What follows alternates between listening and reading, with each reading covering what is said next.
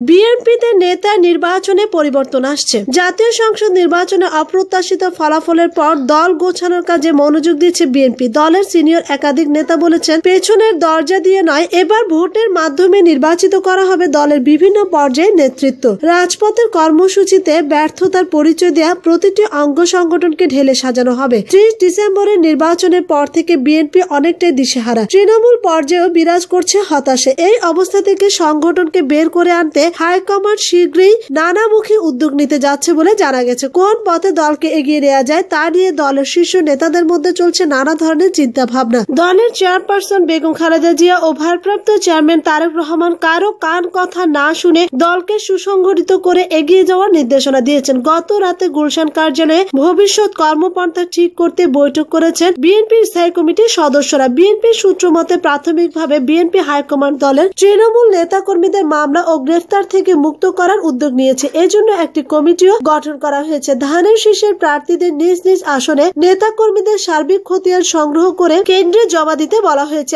একই সাথে মামলা পরিচালনা ও জামিনের ব্যবস্থার জন্য আর্থিক ও আইনগত সহায়তা দেওয়ার নির্দেশনা দেওয়া হয়েছে। বিএনপির সিনিয়র এক নেতা বলেছেন, সাংগঠনিকভাবেও বিএনপির যথেষ্ট দুর্বলতা রয়েছে। নির্বাচনে আগে ছাত্র দলের কমিটি হওয়া জরুরি ছিল। যুব দলের পূর্ণাঙ্গ কমিটি ঝুলে আছে দীর্ঘদিন ধরে। স্বেচ্ছাসেবক দলেরও একই অবস্থা। কৃষক দল ও শ্রমিক দলের বেহাল অবস্থা। এসব গুরুত্বপূর্ণ অঙ্গ সংগঠন দ্রুত পুনর্গঠন করতে হবে। এরপর পর্যায়ক্রমে বিএনপির কেন্দ্রীয় প্রয়োজন অনুযায়ী পরিবর্তন আনতে হবে। জানা গেছে, কৃষক দল ও শ্রমিক দলের নতুন কমিটি দিয়ে দল গোছানোর নতুন যাত্রা শীঘ্রই শুরু হবে। বিএনপির পরামর্শক ও ঐক্যফ্রন্টের অন্যতম নেতা ডক্টর জাফরুল্লাহ চৌধুরী বলেছেন, নির্বাচনে অনিয়মের বিরুদ্ধে জনগণকে নিয়ে বিএনপির আন্দোলন চালিয়ে যেতে হবে। তাহলে শীঘ্রই দলের কাউন্সিল করা উচিত। দলকে নতুন ভাবে সাজাতে হবে। এই জন্য নির্বাচিত স্থায়ী কমিটি থেকে শুরু করে কেন্দ্রীয় নির্বাহী কমিটি গঠন করতে হবে। সব কমিটি করতে হবে নির্বাচিতদের নিয়ে, মনোনীতদের নিয়ে নয়। এদিকে নির্বাচনে জালিয়াতি, কারচুপি সহ নানা অভিযোগ এনে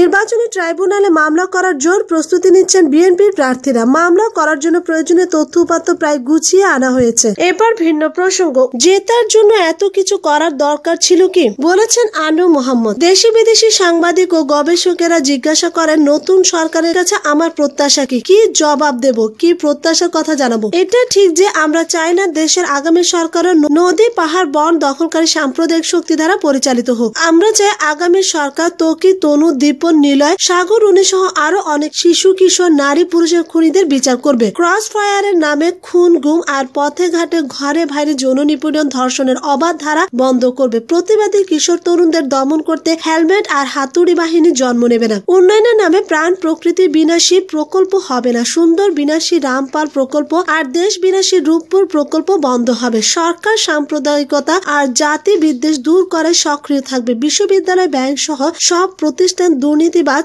অদক্ষ তোষামোদীদের আড্ডাখানায় পরিণত হবে না। সাম্য, ন্যায় বিচার, মানবাধিকার, মর্যাদা প্রতিষ্ঠার লক্ষ্যে যে মুক্তিযুদ্ধ পরিচালিত হয়েছিল তার নামে বৈষম্য, অবিচার ও গণতন্ত্র হরণের ব্যবস্থা অব্যাহত থাকবে না। এসব প্রত্যাশা কি এই নতুন সরকারের কাছে রাখার কোনো উপায় আছে, যেখানে এইসব কটিতে এই সরকারেরই আগের পর্বে প্রধান ভূমিকা ছিল? 1 বছরের বেশি সময় ধরে দেশে নির্বাচন নিয়ে একটা উচ্ছ্বাস তৈরি করা হয়েছিল। তবে নির্বাচনের কয়েক মাস আগে থেকে সরকারের ভাবগতি দেখে সবার মধ্যে এই ধারণা জোরদার হয়েছিল যে নির্বাচনের ফলাফল সরকারই নির্ধারণ করবে। তবে কি ফলাফল সরকার নির্ধারণ করতে চায় তা নিয়ে বিভিন্ন মত ছিল। একটা সাধারণ ধারণা ছিল যে সরকার অন্তত 200 আসন দলের দখলে রাখতে চেষ্টা করবে। বাকি 100 আসন নিজেদের শরিক ও বিরোধী দলগুলোর মধ্যে গেলে তাদের আপত্তি থাকবে না। সরল মনে প্রশ্ন আসবে, এভাবে নির্বাচন হয় নাকি? এটা কি করে সম্ভব? প্রতিপক্ষে এরকম ফলাফল সম্ভব করার জন্য যে বহুদিন ধরে খুব গোছানো পরিকল্পনায় কাজ হয়েছে তা ঠিকই বোঝা গেছে। বিজ্ঞাপনী সংস্থা বা PR এজেন্সি সহ দেশি বিদেশি বহু প্রতিষ্ঠান এই পরিকল্পনা বাস্তবায়নে কাজ করেছে। এসব কাজের কয়েকটি দিক ছিল। প্রথমত, সরকারের সাফল্য এবং বাংলাদেশের জন্য আওয়ামী লীগের অপরিহার্যতা, প্রচারে যত পথ ও পদ্ধতি আছে তার সর্বোচ্চ ব্যবহার। দ্বিতীয়ত, সম্ভাব্য প্রতিপক্ষকে একদিকে পচানোর, অন্যদিকে তার নড়াচড়ার ক্ষমতা বন্ধ করা। একদিকে হামলা, মামলা ও আটক করা, অন্যদিকে নিজেদের প্রচার বেগবান করা। তৃতীয়ত, প্রচারের মাধ্যমগুলোকে সর্বোচ্চ নিয়ন্ত্রণ ও নজরদারির মধ্যে রাখা। টিভি, টক শো, সংবাদপত্রের প্রতিবেদন, ফেসবুক যাতে সরকারের পক্ষে থাকে তার জন্য আইনি বেআইনি সব পথ গ্রহণ, ডিজিটাল নিরাপত্তা আইন তার একটি। চতুর্থ, সব প্রতিষ্ঠানের সরকারি দলে নিরঙ্কুশ কর্তৃত্ব নিশ্চিত করা। পঞ্চমত, সমর্থক গোষ্ঠী সম্প্রসারণের জন্য আর্থিক প্রণোদন সহ নানা ব্যবস্থা গ্রহণ। নির্বাচনী প্রচারকালে গ্রাম থেকে রাজধানী রাজধানী পর্যন্ত আমরা একই দৃশ্য দেখেছি। সবার জন্য সমান সুযোগের কথা নির্বাচন কমিশন বলেছে, কিন্তু নেতা কর্মী, ধর্ম, জাতি, লিঙ্গ, দল, মত, বয়স নির্বিশেষে নির্ভয়ে নির্বিঘ্নে উৎসব মুখর পরিবেশে একমাত্র সরকার দলীয় প্রার্থীর পক্ষে প্রচারণা চালানো সম্ভব ছিল। নির্বাচনী তফসিল ঘোষণার পর থেকে আমি আমার এলাকায় তো শুধু সরকারি দলের মিছিল ও পোস্টার দেখেছি, শুনেছি তাদের সুন্দর সুন্দর গান, ভুবুজেলার আওয়াজ আর বেতার টিভিতে বিজ্ঞাপনে প্রচার দেখেছি, শুনেছি সারা দেশে সরকারি দলের বাইরে বহু প্রার্থী এবং তাদের নির্বাচনী প্রচার আক্রান্ত হয়েছে। পুলিশ বাড়ি বাড়ি গিয়ে বিভিন্ন দলের নেতা কর্মী গ্রেফতার করেছে, অসংখ্য মিথ্যা মামলা হয়েছে। সরকারি দলের প্রার্থীদের পক্ষে প্রশাসন ও পুলিশ সদা সক্রিয় ছিল, সর্বাত্মক সহযোগী দিয়েছিল নির্বাচন কমিশন। এরকম ভিডিও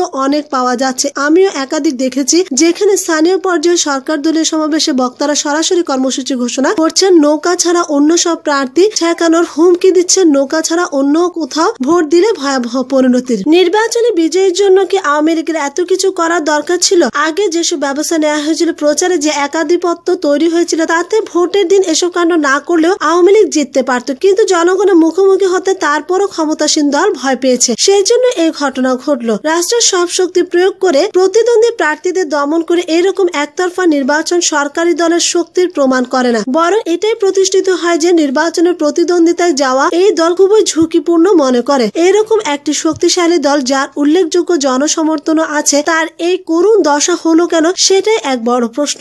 এবার ভিন্ন প্রসঙ্গ, গন্ডারিয়ার শিশু আশামনির সন্দেহভাজন খুনে নাহিদ গ্রেফতার। বড় বোন ইরামনির কোলে চড়ে ঘুরে বেড়াতো 2 বছরের ছোট্ট আশামনি। সেদিন সন্ধ্যায় ইরামনি ঘরে ছিল, তার সামনে ঘর থেকে বের হয়ে যায় আশামনি।